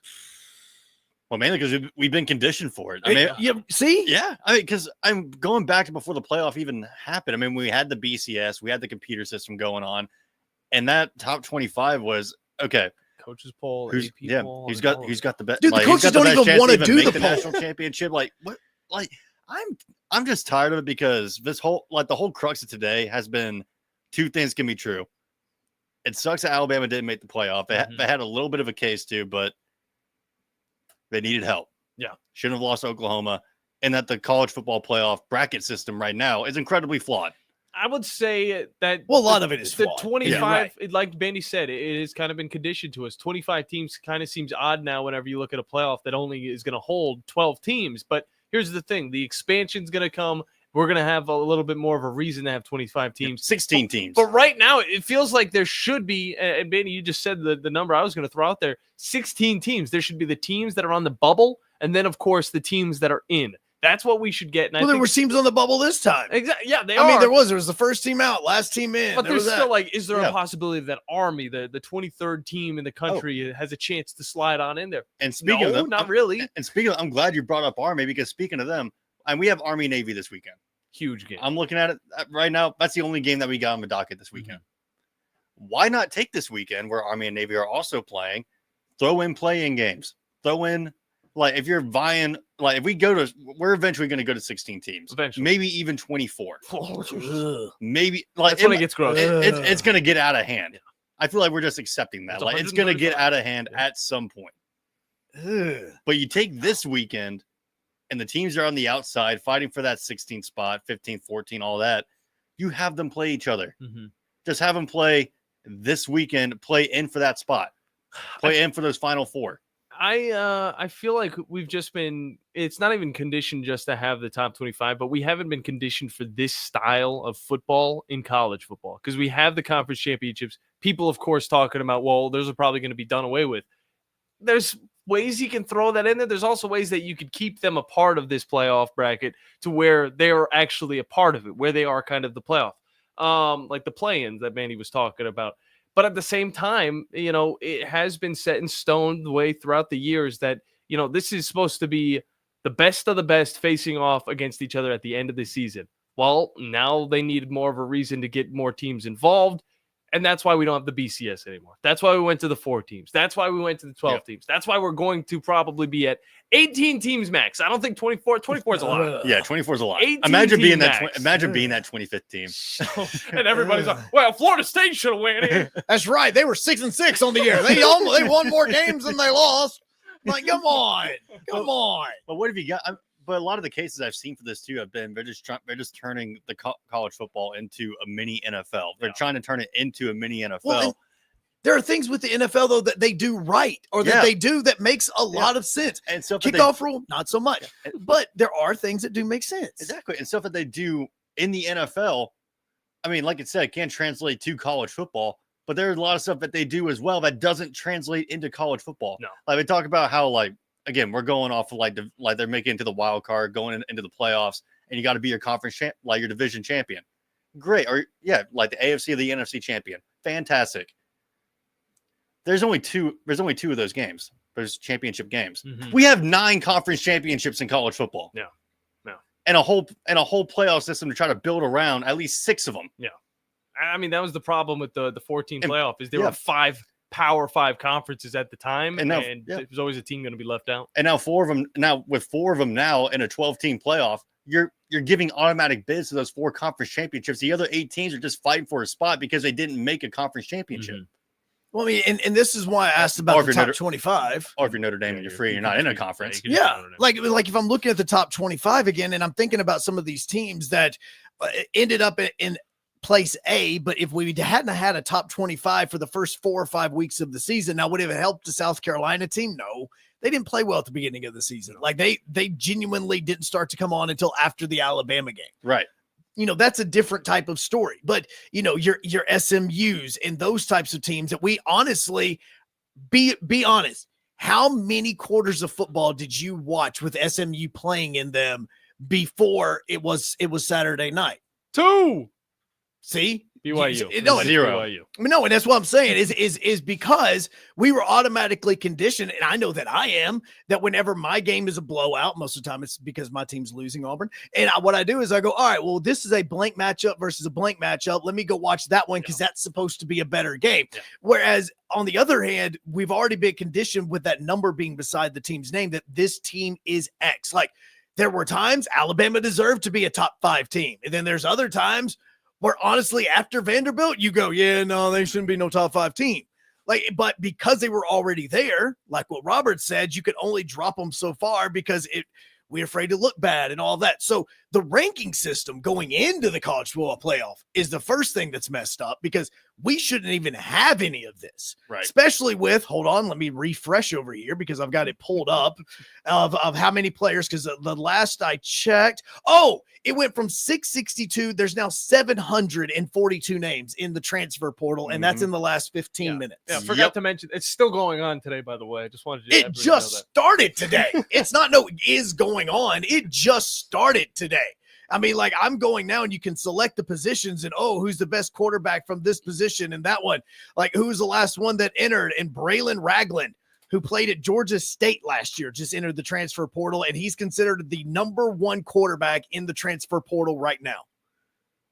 What? Yeah, like that? Like again, exactly. So that's the reason why, and obviously the ranking systems for various websites are all different. But what I'm saying is we've already conditioned ourselves in this that I don't think a lot of people would have been upset if we would have waited 4 or 5 weeks or even a month. October 1, whatever it is, October 1, that's the day we should come out with the very first college football top 25. Let's just wait for a week or 2 or 3 or 4. And so we can actually see the play on the field before we start doing this. And we start considering this the Bible of everything that's going on. You know what else would have happened? We would have had Florida State as a top 10 football team after the first month of the football season. I mean, here's the thing. The AP poll is one thing. The college football playoff bracket is another. Because that didn't start until, I would say, 4 or 5 weeks. But they're already conditioned because of the AP poll. Exactly. Yeah. Like we were already conditioned to go, oh, well, this matchup between Georgia Tech and Florida State is supposed to be this massive game just because it's in Ireland and all their ranked team and all this. God, Florida State's awful. How are they ranked this way? Okay, well, then 3 weeks later, they're not even in the college football playoff polls or the top 25 polls, and now we're all out of this thing. Here's the way I think that the AP poll has stuck around for so long. Compared to the NFL, you've got 32 teams, all right? The only time you get rankings is on sites like CBS, ESPN. They're going to throw out their rankings, and a lot of them are the same because it's pretty straightforward. College football needs that glue to kind of hold it up together, or you really won't know who the top team is. So that's why this AP 20 or the AP top 25 is a thing in the first place. It's to be that glue. Same with the coaches poll. It's to show who is at the top, and if you beat the people at the top, then you deserve a spot at the top. Whereas if that does not exist, who's really at the top? Yeah, because the NFL, like you've been saying, you're just built. It's essentially a bunch of 4-team mini conferences. Yeah, in a way, and that's how your standings lie. Like, how are you doing in your division? Yeah, how do you fare? A little bit more straightforward in the college football scene, which is something that gets a little bit amplified when you bring it over to college. Why do you think NIL is so hard? Why do you think the transfer portal is so crazy? By the way, because there's thousands of guys involved in college football. There's a lot bigger names now that are in the transfer portal that are above this player from Georgia State. Just letting you know. Yeah, it's already changed in like the last 3 minutes. Almost 1,000 players in it already, and much more money. Yeah, no doubt about that. There's 3 more people that have already hopped in the portal since I mentioned the number that was in the portal the first time. Country. This is a whole country that we're talking about. But still, it's ridiculous. Dr. Strange is working overtime right now. I'm telling you, his portal he's over spinning circles around. He's gonna have to have shoulder surgery after today. God, what do you mean? You're telling me you're going to Cal? Speaking of shoulder surgery, sure. I don't know why it's so tough to say. Me and John actually came up with a really fun new game that we play within the household whenever we're bored. It involves a vanilla container lid, and it works perfectly as a frisbee. Just want to let the people know that, and it won't break your TV. So, Joe, I'm looking at you and your kids. This stuff is amazing. I'm telling you. We got to hop into a break. When we get back, we're going to be ranking some of these matchups that we're going to be seeing in the college football playoffs. Again, Notre Dame, Indiana, A, B, C, or D? What do we think? I also have a theory. And also his theory. Another theory as to why Alabama was left out. And we would love to hear that. That's what's coming up next when we get back here on the Morning Blitz on 97.7 ESPN, The Zone. You've got to experience Toyotathon at Bill Penny Toyota. They've got the selection with over 700 new Toyotas to choose from. And they've got the extras with Bill Penny perks and a 10-year unlimited warranty. So get on over to Bill Penny Toyota today and experience Toyotathon. Bill Penny Toyota in Huntsville and online at BillPennyToyota.com. Bill Penny's Toyota 10-year unlimited warranty is valid through the 10th year of ownership. Valid on new vehicles only. See dealer for details. Ho, ho, ho. Bob Baumhauer here. Need a stocking stuffer for this Christmas? We've got you covered at Baumhauer's Victory Grill. Surprise everyone in the house this year as they empty their Christmas stockings to find our popular gift cards. Now, through December 24th, you'll receive a $5 bonus card with every $25 gift card purchase. So put a Christmas smile on everyone's face with these great stocking stuffers. Baumhauer's Victory Grill. Legendary fun, legendary food. Merry Christmas. The company is Eagle Masonry and Insulation, but did you know they're also Eagle Landscaping and Dirt Work? Eagle can take care of all your landscaping needs, including irrigation, sod work, and planting, both plants and trees. On the dirt work side, Eagle can grade and build your pads, haul dirt in or out, and even do erosion control. Philip Love and his team can do it all for you. The website is the same, insulatewitheagle.com, as is the phone number, 256-755-1556. Give them a call and see what Eagle can do for you. Eagle saves you time. Eagle saves you money. Next time you're online looking for landscaping inspiration, open Instagram and check out Southern Gent Landscaping. They can help make your yard your dream outdoor oasis. Southern Gent Landscaping can handle it all, from landscape maintenance and installation to irrigation and hardscapes, even AstroTurf. Turn your yard into a landscape you'll be proud to show off. Call Southern Gent Landscaping at 256-509-6088. 509-6088. Southern Gent Landscaping. Professional landscaping performed with satisfaction guaranteed. Buying that perfect home is one of the most important financial decisions you'll ever make. So it's crucial that you have the right partner to help you through the process. Hi, I'm Stuart Evans, mortgage loan officer for Bryant Bank, and I'm here to tell you that we are that partner. We offer a variety of mortgage products to fit your unique home buying situation in a changing rate environment.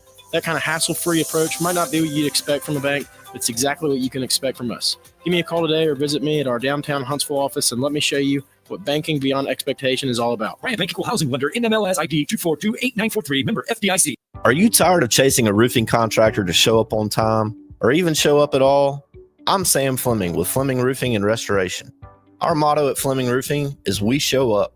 Our goal at Fleming Roofing is to provide the reliable customer service that you deserve, and we have the resources to meet all of your roofing needs: residential, commercial, industrial, replacement, or repairs.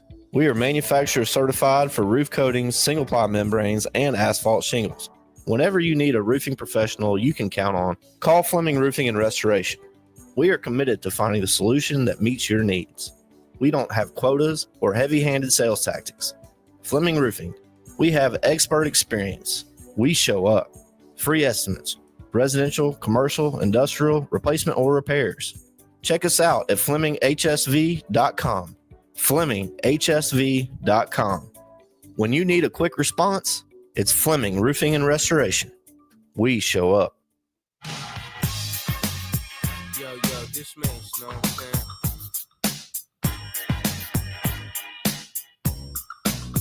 But it's like this whole bad boy camp. We come to bring it to y'all. Me, B.I.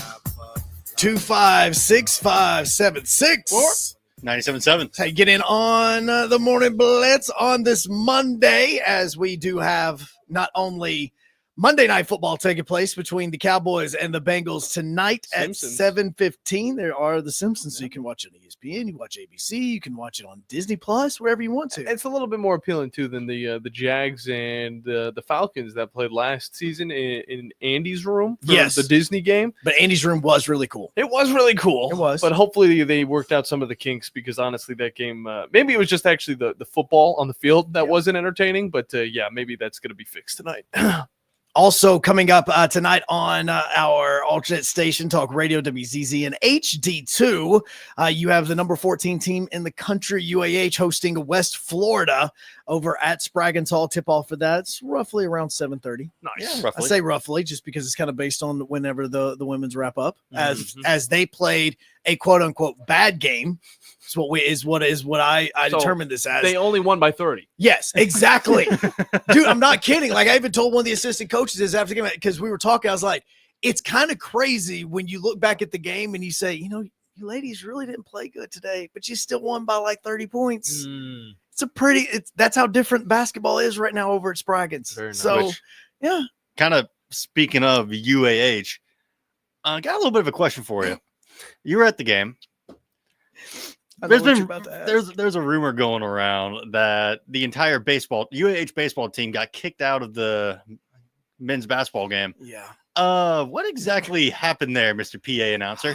Okay, so I wasn't doing PA when this happened. Very good. It was somebody else, but I was sitting right beside him because I was doing replay, which I have totally abused in my power. Okay, because anytime any questionable call gets made, I automatically go back to replay myself. Like, I kind of want to know if this happens in the NFL or Major League Baseball. Like, it's like, if they call up here, like, that's going to get overturned. Well, I could tell. That portable screen they got. Yes. It's so tempting. The guy that's standing It is. over there just constantly looking. Oh, that one's So what happens is there was like an out of bounds call, and the referee called it on during the women's game, and the referee called it on UAH, and she's like, I didn't even touch it. I'm like, well, let's see. And I went back and I started going over to the review, and I went, no, she's right. She really didn't touch it. Nope, she's good. She really did it. So I'm like, no, coach, she's telling the truth. Don't get angry with her. She's actually telling the truth. She didn't touch it. So I used that ability the entire time. When that took place, look, as a former baseball player at UAH, what the guys were doing at Spraggins on Saturday was the same thing that we did at Spraggins on Saturday. Matter of fact, one of them was wearing our jersey. Okay. And to the UAH right now, I'm looking into the camera on WZZN TV. You had multiple players sitting over there on Saturday rocking old school UAH jerseys. And I mean UAH jerseys from the early 2000s, from the late 90s. All I need to know is if this is in a box somewhere. Like, where are these jerseys? Because one of the players was rocking the jerseys that we wore when I played at UAH. And I'm like, hold up. No. Is this somewhere that I can just go get my jersey? Like, if we're not using these anymore, except for fashion, can I go grab one of my jerseys and rock it? So I was going to go talk to one of the players. In fact, I'd even texted my wife a picture of the jersey. Matter of fact, I've still got it saved on my phone. And I go, look at this. I was like, there are UAH players right now that are rocking the old school jerseys that we used to have. And my wife says, hey, go ask him where he got the jersey from. Cause maybe they're somewhere in a box somewhere and you can just go grab yours. So you got to ask him, right? No, I didn't because he got thrown out before I got to ask him where he got the jersey from. That was the whole reason. That's the only reason I was paying attention to the baseball team majority of the time. Cause I kept going, where did they get this jersey? Like if I saw my jersey being worn by a UAH player now, and it's just being worn by fashion, I may have went over there and grabbed it. Like, no, that's mine, bro. I didn't do crap in it, but I'm doing crap now, and I want my jersey, okay? Like, I wanted that. And so I'm waiting, and at some point in time, all I hear is as the ball is going down the court, I hear a whistle blow, and the referee goes like, it. In my head, it was almost like full umpire mode, like, you guys are out of here. And I'm going, what's going on? And the trumpet's horned, and he just saw a line of baseball players being directed out. And like every single ball player's going, what'd I do? Like, what's he talking about? What did they do? Well, and the cops were coming over. It's like, hey guys, go ahead and walk out. So from what I understand and from what I've been told is that they were cussing at players of the opposing team. And eventually they got a warning for it. And then something else was said, and that was the boiling point. Okay. Now, I hear that it was a misunderstanding and that what the player said was not actually what he said, and he was saying something else, but players got ejected from it. I don't know where they went to. All I know is the moment that the end of the game horn blew, the players were right back on the court. So I don't know what happened. I don't know if they just like went over to behind the batting cages or something and just kind of came. I don't know. They were probably listening to the game. They probably were. They were probably listening to Moulton and they were listening to Scott on the call. And they were like, all right, horn's over. Let's go back in. But yeah, they got tossed out during like the first half of the basketball game. And we were told that it was because of foul language. Guys, this has been happening for 20-something years. Boys being rowdy. I mean, seriously, Yeah, like, come on. I mean, I can't tell you some of the things that were being said back in 2004 No. when I was in those exact same changed, seats. Joe. Times have I changed. realize that times have changed a lot, and I'm probably some of the things that our guys got laughs about probably would have got them kicked out of school now. But it happened, and honestly, it tonight the players should be right back where they are. Yeah. Heckling the way that they do because they're part of the game that's fun. Exactly. And they make the environment just that much better. It's a college basketball game. Like you're going to have people giving the other players crap. Like they can't do it from behind the goal like they do in college basketball for other schools because we don't have a behind the goal. There's a wall there.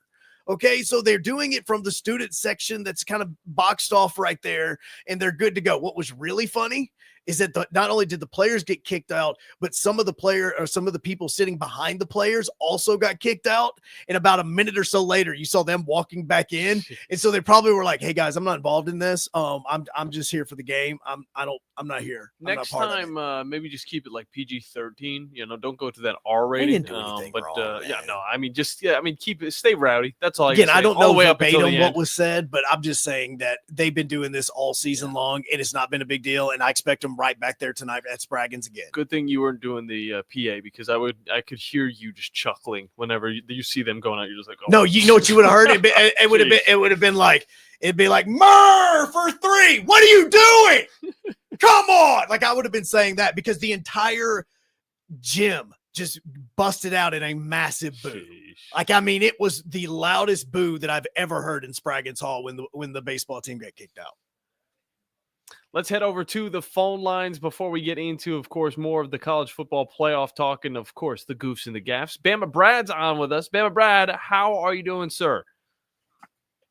I'm doing great, guys. I called about one thing, but Joe just he brought up a subject there about the jerseys, and I've been struggling with this for 50 years. I played football my freshman and sophomore year. They shut our school down and sent us to a major school. And so the last game that I played, I took my jersey home with me, and I didn't take it back. Nice. Because they, Smart. you know, and I've struggled with that for years. Did I steal that jersey? And I'm thinking, you know what? They're not playing football there anymore. They don't need those jerseys. So anyway, to Joe's point, I have my jersey, but I've struggled with that all my life. For 50 years now, did I steal that jersey? Well, Bama Brad, we can tell you this. You did not steal the jersey. You just, of course, took it from the school that doesn't exist Bama anymore. Brad, I'll tell you right now, the Tennessee Valley Raptors, if anybody remembers that arena football team, when it went into the last game of the regular season and we knew that the team was not coming back the next year, like this was it, I was the guy that was always going and getting pizzas for everybody for post game. And the pizza bag that we had to go grab before we go get pizza was in the room with the away jerseys. And I'm just staring at the away jerseys going, we're never wearing these again. Like, we're never wearing them. What Like, I did you could do? totally steal this jersey right now. What They're did not you going do? to see it. They're not going to do anything with it. What did you do? Just saying. All I said was I was looking. I'm just saying we're not going to the playoffs. And so they're not wearing the away jerseys ever again. This is the last home game of the regular season. Nobody's going to wear these jerseys after this. That's all I'm saying. There you go. So hey, let me throw this at you. And I'm not a very smart guy, but I listened to the guy a while ago talking about the rankings, and I heard Saban yesterday about, they were ranked too high to start with. I got two things. Why don't we stop doing the preseason rankings? Because one, they're ridiculous. Absolutely. I know it's all for TV. Two, with the NIL and the portal, you don't know from 1 year to the next or from one minute to the next what your team is. Let's wait and do the rankings towards the end of the year, halfway through or even at the end. Let's do 20 teams and not 25, and let's put all 20 in the playoffs. That way every conference champion is going to get their opportunity to go to the conference championship. They're probably going to be one of the best 20 teams. They're probably going to win, and they're probably going to stay in the playoffs. Now, the other thing I got to say is, as far as Bama's concerned, I'm very disappointed they didn't get into the championship playoff. I'm very disappointed because of their strength of schedule. Now, let me say this. The reason I'm disappointed because of their strength of schedule is because we didn't lose on our strength of schedule. We lost to the weak two teams on our strength of schedule. Mm-hmm. So this argument about you should have got in for the strength of schedule, no, we should have took care of business. Next time we need to take care of Vanderbilt. Mm-hmm. We need to take care of Oklahoma. When you're favored by 20, 21 points, you need to go take care of your business and win the game and not go in there thinking we're Alabama, this is the standard, and we shouldn't have been sitting there yesterday thinking, well, Bama might get in. We got to play our way in. Bama was rated too high all year long. When they were rated that high and they couldn't knock them down after the Vandy game, they couldn't knock us back after the Oklahoma game. We should have never been in the conversation yesterday and being ranked as high as we were. And I'm the biggest Bama fan out there, but that's just my thoughts on it. No, so appreciate I know that. there's Bama fans going to be mad at me, but that's just the way I feel about it. Well, and thanks for that phone call, Van Barry, because that's my part is we're arguing the strength of schedule. That again, part of this or majority of this strength of schedule, you can say 3/4 of it, you have no control over. Mm-hmm. You have no control over the Georgia, Vandy, South Carolina, Tennessee, Mizzou, LSU, Oklahoma, and Auburn part of this. You had no clue over that. You had control over the Western Kentucky. You had control over South Florida, and you had control over Wisconsin and Mercer, and you won those games. Yeah. Like, it's not like Alabama lost to Wisconsin up at Camp Randall, and they're like, well, you're using that against us because we played a better opponent than what other schools did. No, you got judged by the fact that you lost to Vandy at Vandy when nobody thought Vandy was really what Vandy ended up being, which was still a 500 team. And you lost to Oklahoma when we all knew what Oklahoma was. Yeah. This wasn't like you lost to Oklahoma in week 2 when everybody's like, this is Oklahoma and the SEC. Like, again, it's not that. It was, this Oklahoma team is garbage. Yeah. Yeah. And their quarterback just entered the transfer portal. Don't know why. I guess he's taking himself out. And so it's bad this way. And it goes into so many different variations and thoughts about what we could. We do have more phone calls. So before I get into all of that, let's continue with those. 256-5764, 977 Buck. How's it going, man? I'm well, Joe. How are you, man? Doing good, sir. Good. Hey, I've got a little bit of backstory on the jerseys, and I need to know because I don't know for certain what years were you at UAH? 0405. And I know, look, my jersey number was 37, and I'm going to tell you it's 37. Okay. And the only reason I'm pissed off about this is because as a transfer, I got put in the back of the line. I'll never forget this. I got put in the back of the line as number and I'm everybody's getting their jersey in front. So the seniors went first, then the juniors and so forth. And one of the other transfers that was right in front of me got my number. So, I mean, like literally the guy in front of me got 27. And so I just got 37. So, yeah. Gotcha. All right. So you're showing your age a little bit. Here's what I mean by that. When just a few minutes ago, you said the guys went to hang out in the batting cages. So I graduated with a couple of boys that played at UAH, 2000, 2002 time frame. The batting cages used to be behind the bleachers. Yep. Behind both bleachers. You had the pitching bullpen over on one side, and you had the batting cages behind the bleachers on the other side. Yep. Right. Yep. So those aren't there anymore. Of course, they've got their own batting cages out by the field. So that shows your age. Yep. I graduated in 99. My wife graduated from UAH. So we go, but down. So we normally sit across from Steve Moulton on the other side when we go to the UAH basketball game. So the student section is down to our right where the baseball players are. Right. There's your jersey in black. It's so dark black. They cut the sleeves out of it. Yes. With the black with the blue and maybe a little bit of a white outline. Yours, Donaldson's, Joel Austin that I went to high school with. He was a Wallace State kid that came up there. There's a David Gates, which is a couple of years before you that played in the Angels organization. So all of those jerseys are always there in the baseball section. I'm the one that I called in at like 9:15. To ask if anybody knew why they got thrown out. And so my wife, she graduated from UAH in 2003, and she is irate that the baseball players got kicked out. No, and I agree with you because the white jerseys with the black pinstripes that one of the players was rocking the other day, that's the one that we wore for our home games. So when I saw that one, I went, okay, I need to know where 37 is because I'm pretty sure nobody's got that. But the other side of that is, no, I mean, look, I agree. I don't think that they should have been thrown out. I think that this is just a part of basketball and that they should have been told, hey, tone it down. If anything, give UAH a technical foul for some sort of interference or something like that, but don't throw them out of the game because they're heckling. You can't tell me that the Camden Crazies are not worse than what happened on Saturday. Absolutely not. No, absolutely not. And they got offended because Auburn fans were more offensive than what Duke fans were a couple of days ago. Like, you can't tell me that. And you have 12 baseball players that are there supporting the school, which, by the way, people don't realize at UAH how hard it is to get the other teams to go to the other team's games and support them. And so for the baseball team to show up the way that they did, and they're there every single game, front row, front two rows, and they are going crazy the entire basketball game. It's amazing. And they got kicked out. Yeah. And so look at it from I 100% agree. And I'm a straight jock. I'm 100% sports all the time. Look at it from a scholastic standpoint and the requirements that are required to get into UAH. Those baseball players are probably averaging a 27 or a 28 on their ACT. They're 4.0 students. Like the requirements to get into UAH and the amount of studying that they have to do. And they're taking a break from that to come support their fellow athletes. Like it is like, why would you take that away from somebody that's trying to support a fellow sport? No. It makes absolutely no sense to me. No, and you're right about this because I will tell you, when I was playing, the first thing that got told us, and I remember the very first team meeting, we sat down and our coach said this to us. He's like, guys, he goes, because of the name on your chest, you're going to be looked at differently than all the other Division II programs because I promise you, if other universities had our academic standards, half their players would not be playing.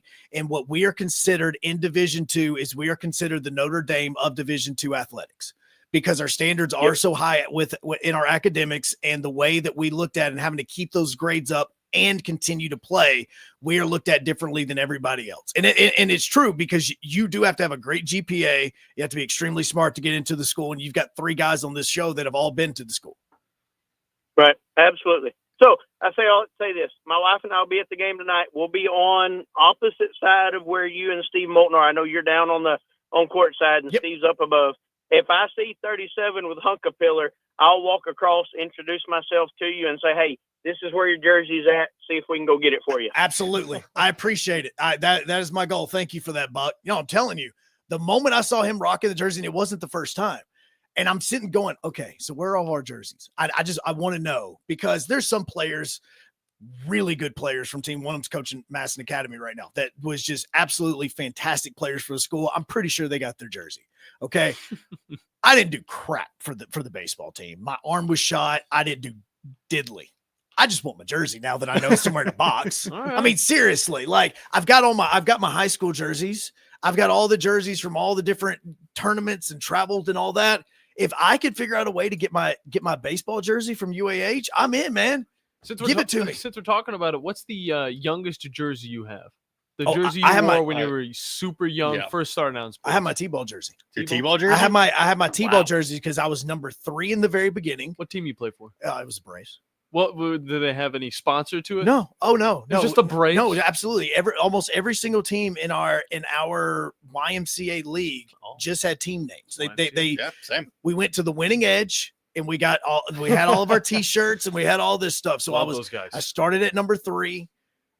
Then I saw Wild Thing, Ricky Vaughn in Major League, and I went to 99 for a season. That's pretty badass. Yeah, I know it was. I was 99. My dad hated it, man. He's like, "You want 99? Are you kidding me?" I was like, "Yes, give me 99, and I'm a pitcher, son. This is coach pitch. I don't care. I am 99, and I'm a pitcher." Now all the kids be rocking 99. Yeah, exactly. And then I swapped to 27, which is what I was for my entire life. Unless that number was not available because it was team jerseys, and then I wore 25. It's same as my brother. He loved Derek Jeter. He also loved the number 7. He put them together, 27. Yep. Bandy, what about you? What did you play early on? I thought it was number 12. I still got my I think I still got my middle school basketball jerseys hanging around somewhere, but it's like, man, as I have had that. I played baseball for a little bit. Yeah, same here. Don't really have those jerseys anymore. I stopped in like 6th grade. I still got mine. But I was always number 12. Okay, 12 is not a bad. Hey, I was number 12, and that was mainly because of Brody Croyle. I mean, it makes sense. 12 is a good number, especially in You football. spend a lot of time on your back like he did against Auburn. No, I just saw him watch it throw in like 70 yards. Look, it's the only trash I can talk right now. I would just watch him throw 70-yard dimes to pro throw. Oh my God! 12 is a good number. That was a number that I was going to try and get back in high school, but I had to stick with number 10 instead, which I honestly love now moving forward. But I actually still have mine. I played for the Quick Mart Pirates up in Spring Hill, Tennessee. Nice. See, we were always the Angels. Yeah. Okay. We had the Angels, and then one year, the last year of Little League, me and my best friend at the time, because we were moving, we had to end up transferring parks. So from Eastern over in Hampton Cove to American out here, then we became the Phillies, and we won it all. Oh, see, I was what was my second year? Oh, I was the Rangers my first year, and I still have the Texas Rangers hat. I still got the jersey. The second year was the Quick Mart Pirates. Third year was Spring Hill Sluggers. Either way, we take it to break. When we get back, more of your phone calls, as well as finally, we're grading these games. I want to grade them. I mean, they look good here on the Morning Blitz on 97.7 ESPN, The Zone. Ann Adams with Berkshire Hathaway Rise Real Estate is the one name to know if you're buying or selling real estate. With years of local experience, Ann Adams offers buyers in-depth knowledge of the local housing market and will narrow available properties down to those you'll be interested in so you can save time when shopping for your new home. If you're ready to sell, Ann offers a seamless process using accurate pricing and expert negotiation skills to make sure you get a fair price for your home. Call Ann Adams today at 256-337-2625 or log on bhhsriserealestate.com.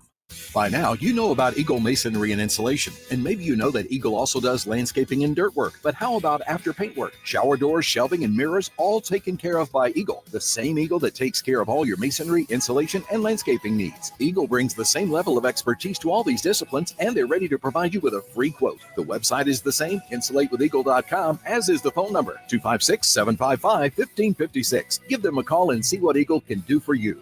Eagle saves you time. Eagle saves you money. No representation is made that the quality of the legal services to be performed is greater than the quality of legal services performed by other lawyers. This is Wes Neighbors sitting here with Stan McDonald. Stan, tell everybody why you're the best damn dirt lawyer in North Alabama. Yes, Wes, at Jacob Title and the Stanton Law Firm. You know I'm a dirt lawyer, and a lot of our friends know that, which means we specialize in real estate. Now, if you own real estate or you're buying it or you're selling it, you need to do a closing, but a lot of times there's legal issues associated with that. We're a great group to talk to. My son, Lewis McDonald, heads our commercial closing division, and we approach your real estate needs very seriously. We seek to be the premier real estate closing company in North Alabama, and we do it in such a way it shows that we're experienced, we're for your success. We like to handle your real estate needs the same way Coach Dan Reeves used to say, never let them see you sweat. And that's going to be to your benefit, too, when you visit us at Jacob Title and the Stanton Law Firm. Our website online is jacobtitle.com. At Bad Daddy's Burger Bar, our focus is to always offer you the perfect combination of good times and great food. And when you're ready for a great meal, or when it's just time to take a break from all the holiday hustle and bustle, come into Bad Daddy's and enjoy one of our premium award-winning Angus beef burgers, signature cocktail, or a cold draft beer. From all of us at Bad Daddy's Burger Bar, we hope you have a safe and happy holiday season. Bad Daddy's Burger Bar on the Parkway in Huntsville and Cliff Farm, Highway 72 in Madison. From heirloom diamonds to contemporary jewels, Loring & Company is the place to find something truly special. Whether shopping for a diamond ring for that once-in-a-lifetime occasion or marking a milestone birthday or personal achievement with a Rolex watch, you'll find just the thing in our edit of the world's most sought-after brands, including David Yurman, Roberto Coin, Marco Bicego, and Fopay. Expect a treasure trove of the world's most unique, even breathtaking earrings, rings, necklaces, and bracelets, making choosing just one piece a challenge in itself. Loring & Company Jewelers on Airport Road. Are you tired of power outages disrupting your life? It's time for a Generac standby generator from Current Electrical. Storms may rage outside, but inside your family's powered up. So why choose Current Electrical for your generator needs? 1, we offer a wide range of models to suit every budgeted energy requirement. 2, our project managers handle every step of the process: power, gas, permitting, and inspections. 3, our certified technicians install your generator with precision, ensuring peace of mind. Don't wait for the next blackout. Call 256-880-1880 or visit us online at jetsuperstore.com. This is Drew DeArmond of ESPN 97.7 The Zone's Talking Ball, and I'm here with Brandon Pilcher of Pilcher's Appraisals and Home Buying. Brandon, let everybody know what you do. Drew, I'm a residential appraiser. I can come out and appraise your property, give you a value on it, and I also buy property. So if you have something you're wanting to move on the wholesale market without listing it, I can make you an offer on it and buy it direct. And then tell them how to get in touch with you. 706-936-3766. Call or text. Online at 977ESPN.com. Stream them online. Call in. It's an important job, and it's an vital organization. Tweet in and join in. We are 97.7 ESPN The Zone.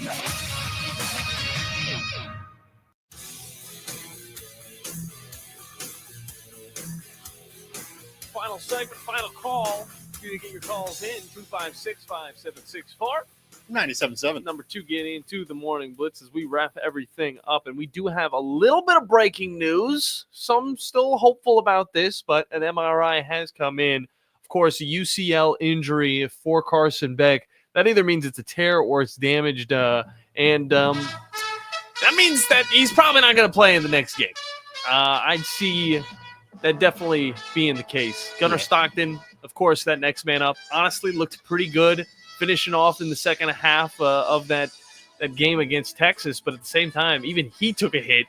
Yep. And still waiting to see if he's going to be 100% for this upcoming matchup, which, of course, they don't have to wait and play because it's the Sugar Bowl. It's not for another few weeks. So, yeah. But, I mean, if you're a Georgia fan, I mean, I'd be pretty happy. I mean, you had your backup quarterback come in, do what he needed to do what he had to do. Just kept the off. I mean, there's some problems. There's a big difference between planning for Carson Beck and the backup coming in and planning for the backup the entire time. Exactly. Like there's a massive difference in that. And I think that is something that people joked about at some point in time during the SEC championship is like, all right, well, Arch, he's coming in next. We're about to have backup versus backup because that's what happens in the SEC championship game. And look, it's because you focus so long on one quarterback that you don't really you do pay attention to the backup, but you don't study his moves, his decisions, and everything that he does wrong or right. Exactly. Compared to the starter. Both, So that's a difference between that. Both Gunnar and Manning both have a little bit more capabilities in the run game as well. And this really goes back to, again, the throw that Carson Beck was making. Again, the UCL, you usually hear about it over in baseball with pitchers and all that. It's just that strain that happens on that ligament. And it's one thing where he's trying to throw the ball, and this has happened many times for a lot of pro quarterbacks, and you get a guy diving at your arm, and when you're throwing it, you're putting all that weight from not just the football, but also the 300-pound defensive lineman that's coming at you on that throw, and it's definitely not going to lead to good results. So definitely something to keep an eye on as we get closer and closer to the Sugar Bowl. Again, the winner of that Notre Dame-Indiana matchup will be playing against Georgia in that matchup. And you know what? I'll give it to Arch Manning a little bit. I'll give it to Arch. He's changing the status quo of the Manning name. Yeah? You know why? Because he can move and he's not just a lump? Exactly, because he can move. Do you know how many rushing yards Peyton and Eli had in college? Not a lot. It's a different game. If they didn't have a lot, that would be more than what they got. Eli Manning had negative 135. Ole Miss Pro. He is amazing. He's the gold child. So, as you guys have been talking, Peyton negative 181. Sheesh. As you guys have been talking, On3 has started throwing out their predictions about where certain players are going to land. Like, Intel is telling me this player is going to go here. Jackson Arnold armored. They are predicting a quarterback is going to head to Auburn. Is it worse than Jackson Arnold? So the quarterback that On3 is predicting that Auburn is going to get in the transfer portal. This is just a prediction that they, who is it that's making this before I'm, you just throw it out there. Yeah. Into the airwaves. Steve Wiltfong is predicting that Auburn is going to land transfer quarterback Ashton Daniels from the transfer portal. Without looking it up, do you know where Ashton Daniels played last year? The only Daniels that I know plays for Kansas. Not that. And it's not that, because that's No. Jalen Daniels. Yeah. Ashton Daniels.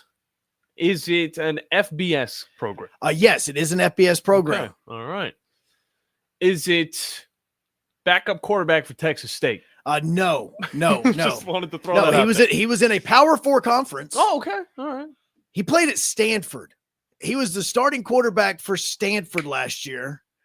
Threw 10 touchdowns, 12 interceptions, and 1,700 yards. So what I did is I pulled up his game logs. There were 2 separate games, and he threw 3 interceptions. Would you like to guess who he played in those 2 games where he threw 3 interceptions? Who did he play? One of which is a team that's in the college football playoff. Okay. That would be Clemson. He go. threw 3 interceptions to Clemson. He only passed for 71 yards and 1 touchdown. I'm still trying to remember which conference Stanford's in. ACC. Yeah, ACC. Remember that, everybody. His final game as a Stanford Cardinal, he went 26 of 40, 252 yards passing, 1 touchdown, 3 interceptions. Whew. He needs wide receivers. Against San Jose State, he threw 3 interceptions in a loss to San Jose State. They were pretty good this year. They're not top of the level ACC. Stanford won 3 games this season. And this is the quarterback that is being connected to Auburn. Wrong place. Wrong coach. Wrong coach. No, the one at Auburn. Wrong coach. Well, both of them. He threw Could be 3 the right fit. interceptions to San Jose State. He could be the right fit. Could be. There were more than one game where he only passed, and he passed for fewer than 100 yards. It's pretty bad. 71 against Clemson, 74 against Notre Dame, 20 against Southern Miss, where he only threw 5 total passes, 70 passes or 70 yards passing against NC State. Just a speculation, all right? Just speculation. I swear, Just a thought. I swear this man is seriously pulling names out of a hat down there. It could be, probably. I mean, I feel like that's how it goes when it comes to this, unless you really have that intel on what these kids are thinking. But again, you can't really think what these kids are thinking because they're thinking 17,000 things. And one of those is Call of Duty Double XP Weekend. At least for me. I don't know. Yeah, for you, that's what you did. Yeah, at least for you, maybe Kyler Murray. Kyler Murray as well, yeah. But if that's the case, The havoc players. I mean, I may flip a table. You might. It's not even think like Caden Salters. Caden Salter is now considered the number one quarterback that's in the transfer portal right now. Derailed it. He is from Liberty. Makes sense. Hugh Freeze. He threw 15 touchdowns this year, 6 interceptions.